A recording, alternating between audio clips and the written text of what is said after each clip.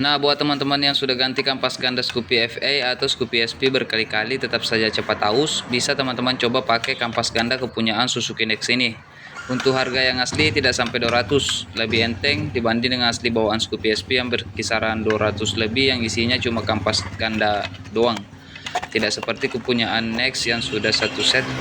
Masalah performa juga mantap kok. Jadi langsung saja kita proses pemasangan, guys.